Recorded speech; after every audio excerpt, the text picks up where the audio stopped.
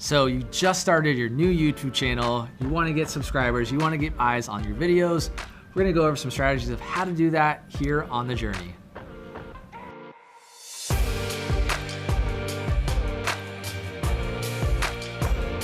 All right, so you're an entrepreneur who's finally decided to start investing in YouTube. We all know video is just a powerhouse, right?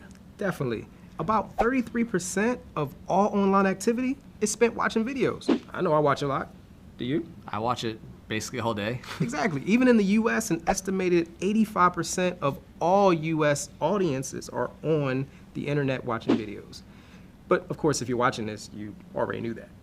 Right, so we're not gonna sell you on the merit of video. Instead, we're gonna talk through different strategies to increase your YouTube subscribers. So in getting more subscribers, you wanna make sure you have a channel. So you wanna first, of course, create your channel. Think of focusing on something unique and an engaging experience, making, for instance, an icon that's identifiable, unique, and recognizable. Yeah, definitely. And within your channel, there's a place to create a trailer.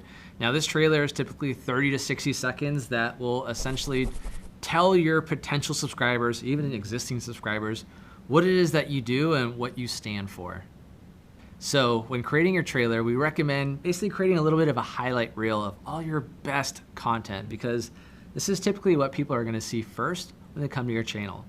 Now, Brian Dean of Backlinko has a bit of an acronym that he uses to basically create that killer channel, and that's called TOP. So starting with T, that's your target audience. So when you basically introduce who you are and what you do, talk to your target audience. If you create killer content for service-based providers, introduce them and talk to them directly. That way, when they see your video and they hear it, they're like, okay, cool, this is for me. So they feel like they're included. Absolutely.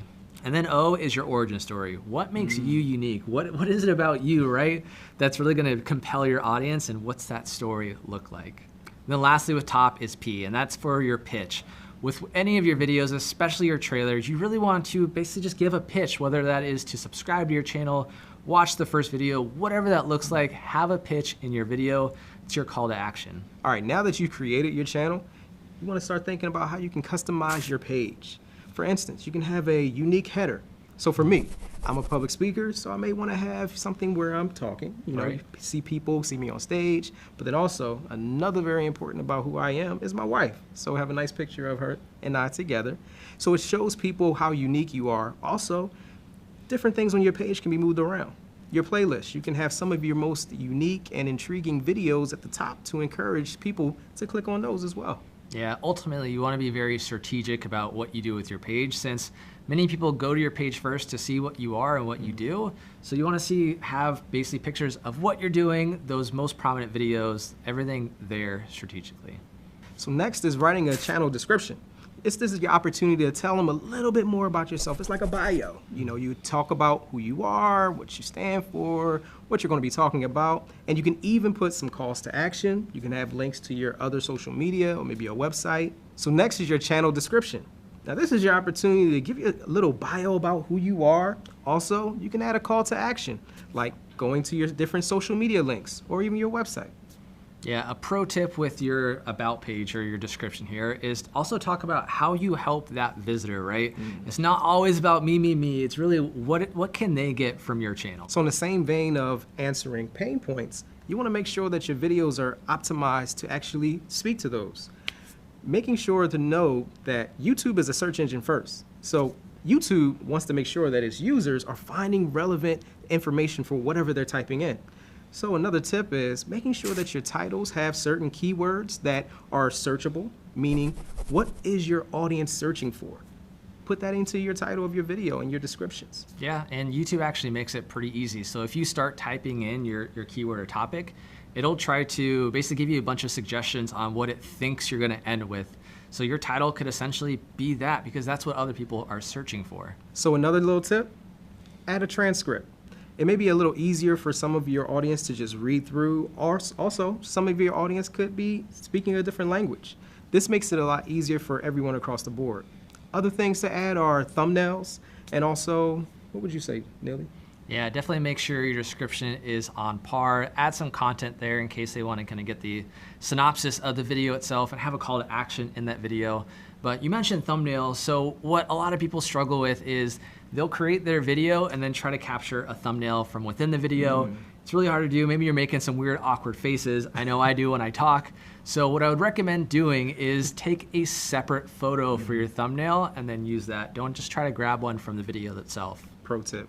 So building YouTube subscribers is all about building connection with them. So the way to do that is to actually respond to each and every comment that you get. Yes, definitely. And on top of that, take the opportunity to actually keep the conversation going. It's more than just saying, hey, thanks for leaving a comment or thumbs up emoji. Ask questions, make it conversational. Let that person know that you are really interested and you're appreciative that they reached out and left you a comment. That's going to be beneficial to let people know that you care about them and also encourage people to continue to subscribe.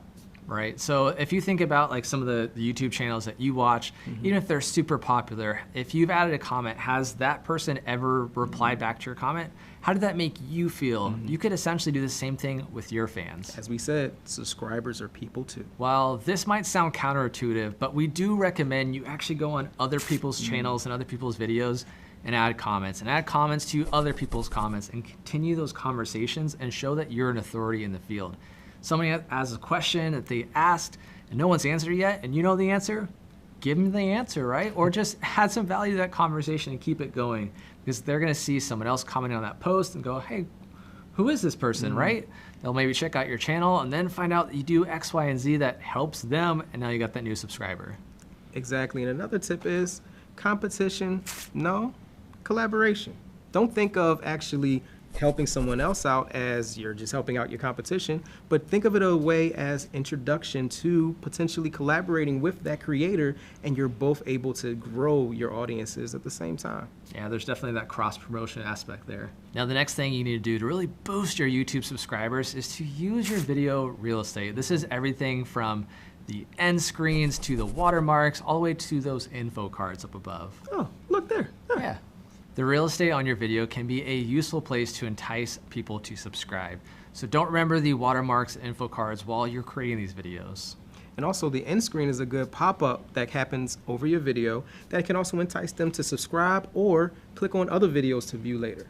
Yes, and when you go ahead and add those videos on, make sure whatever video you're recommending them to watch is similar to the video that they've just watched. That's a good point. If they're watching something on how to increase their YouTube subscribers like this, cool, make the next video something about YouTube, not about digital marketing strategies for your website. It just doesn't make sense. It's not that good transition that you're gonna want to really entice them to keep watching. So next, ask for subscriptions. Speaking of, subscribe now if you haven't already.